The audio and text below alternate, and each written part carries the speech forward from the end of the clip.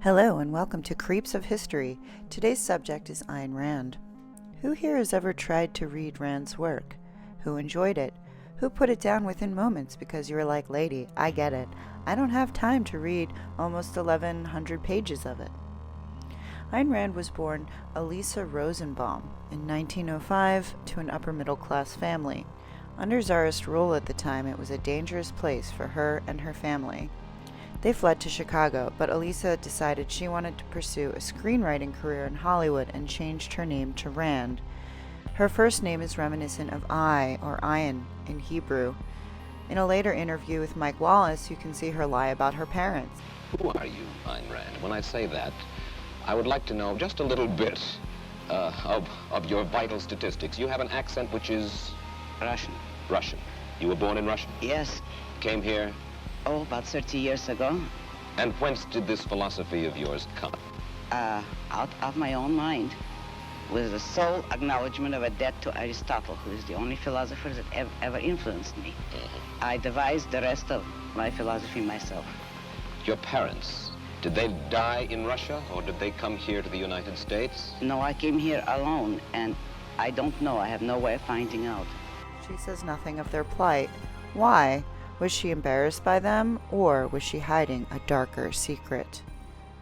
She came to Hollywood in 1926, which was a booming and very spicy time for La La Land. It is said she stalked Cecil B. DeMille.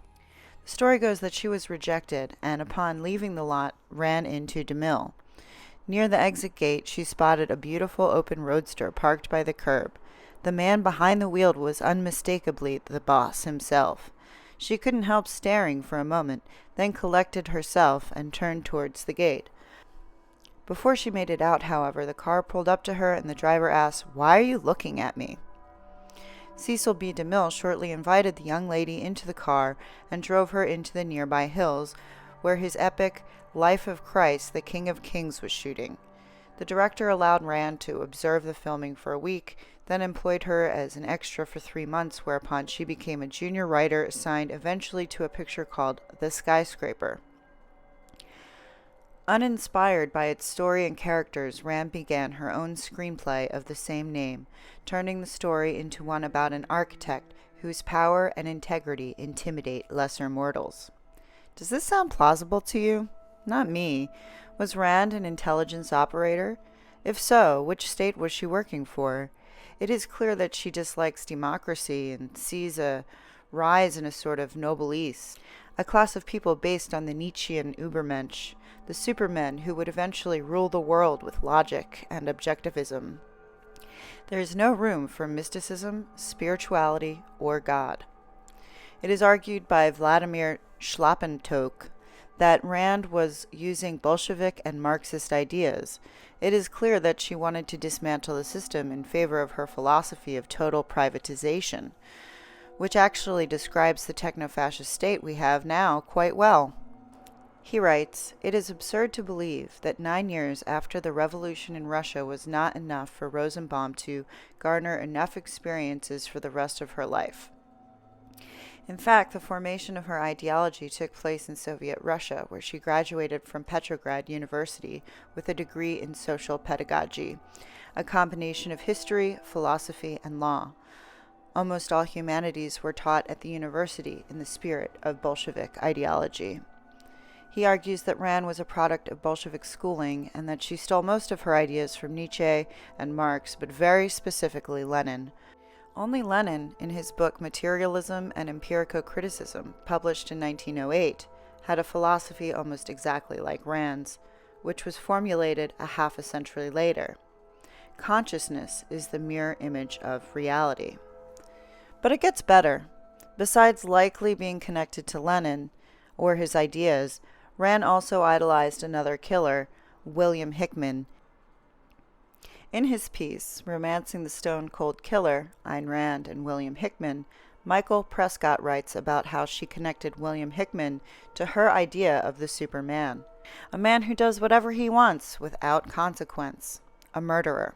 Quote, "You see, Hickman was a forger, an armed robber, a child kidnapper, and a multiple murderer. In December of 1927, Hickman, 19 years old, showed up at a Los Angeles public school and managed to get custody of a 12-year-old girl, Marion Parker.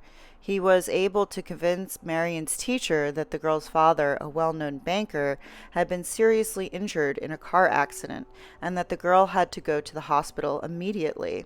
The story was a lie. Hickman disappeared with Marion, and over the next few days, Mr. and Mrs. Parker received a series of ransom notes. When Mr. Parker paid the ransom, he could see his daughter Marion sitting in the passenger seat next to the suspect. As soon as the money was exchanged, the suspect drove off with the victim still in the car.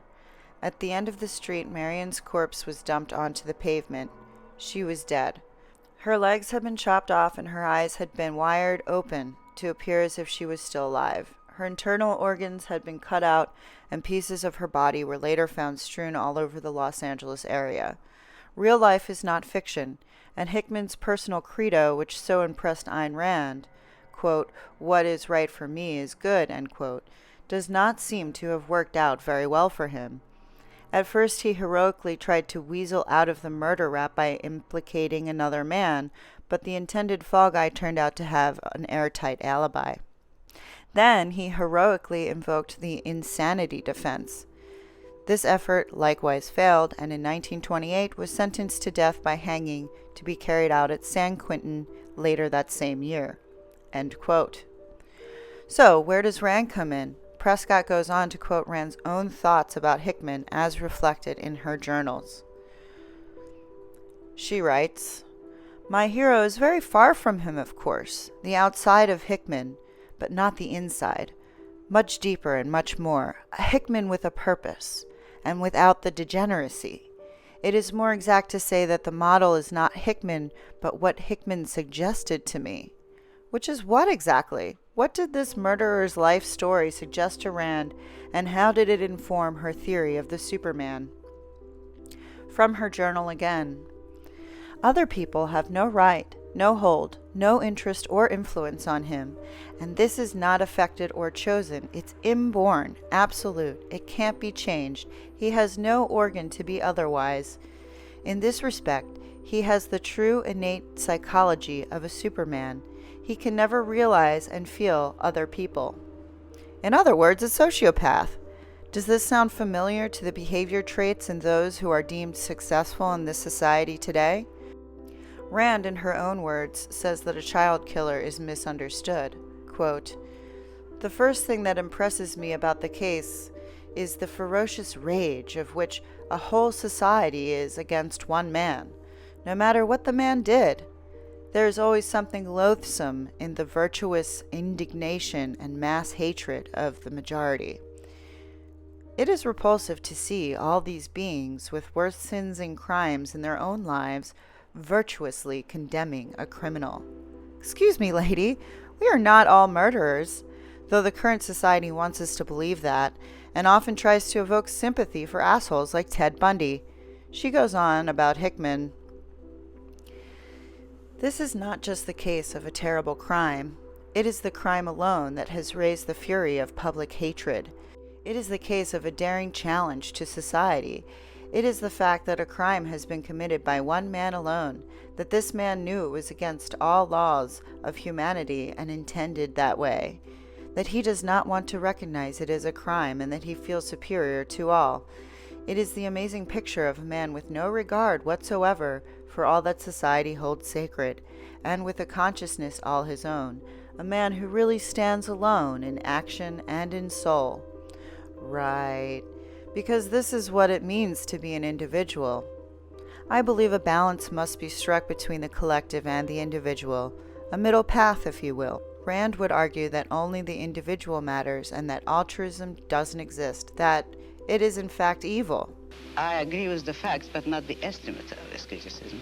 Namely, if I am challenging the base of all these institutions, I'm challenging the moral code of altruism, the precept that man's moral duty is to live for others, that man must sacrifice himself to others, which is the present-day morality. What do you Since mean by sacrifice himself for others? Now we're getting to the point. One moment. Since I'm challenging the base, I necessarily would challenge the institutions, you name it, which are a result of that morality. All right. And now what is self-sacrifice? Yes, what is self-sacrifice? You say that you do not like the altruism by which we live. You like a certain kind of Ayn Randist selfishness. I would say that I don't like is too weak a word. I consider it evil. Sounds pretty satanic to me. So does this philosophy of pure ego and holding up killers? Who would venerate such a woman? Only other sociopaths. I believe her popularity has been widely exaggerated, and if she did not directly work as a Bolshevik operator, that she was inspired by their ideas and most certainly an agent of destruction. Forget all that if you want, and remember her own words, venerating a killer. This attitude seems to be prescient. We see a lot of people brainwashed by fake documentaries into thinking convicted killers are innocent, and to, at the very least, sympathize with them. There is a moment in the Wallace interview where she says history will prove her right. To a certain extent, this is true. Is this because she was an operator of Bolshevik infiltration? I believe that this could be very likely, and that we are now witnessing the result of both U.S. and Russian intelligence operators in an effort to dumb down not just the American public, but the world's public, and hypnotize them with mass media. There are two more things you might want to know about Rand. She had an affair with a much younger man when she was still married to the actor and painter Frank O'Connor.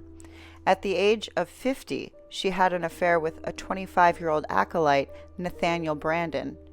They announced this to their respective husband and wife.